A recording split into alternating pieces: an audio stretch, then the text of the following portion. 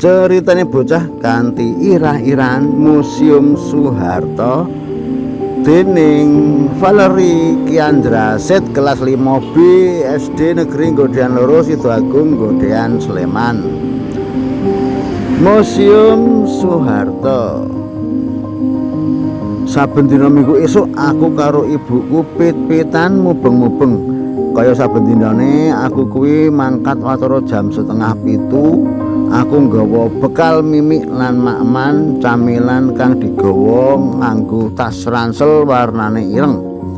Anggone pipitan ming santai wae sebab karo ndeleng kahanan ing kiwa tengene dalan. Sawise ngepit suwene meh 50 menit aku wis tekan pelataran ing Museum Soeharto. Arga mulya sedaya Bantul. Aku terus tumuju papan parkiran saplun nitipake pitku lan pite ibuku. Sawise tuku tiket terus mlebu museum. Kanyata ing kono wis akeh sing padha mrono. Kabeh padha nonton film perjuangane Pak Soeharto nalika perang lawan Walanda. Sawise rampung nonton film perjuangan terus mubeng ing ruang pameran. Akeh banget foto-fotone Pak Soeharto ing jaman biyen kang ana gayutane karo jaman perjuangane. Sawise tutup mriksani foto-foto terus tumuju warung kang ora adoh saka papan museum kuwi.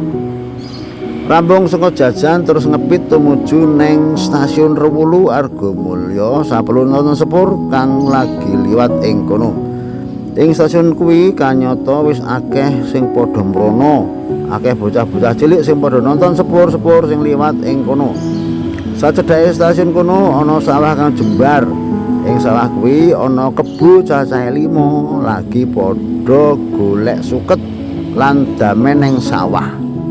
Ning kono aku wektune cukup suwe bisa ngerteni sepur-sepur sing liwat ngulon lan ngetan. Ora watur suwe aku lan ibuku terus bali. Sebab bengine arep nonton pasar malam ing lapangan Sawo Sidomulyo Nggodean. Matur nuwun.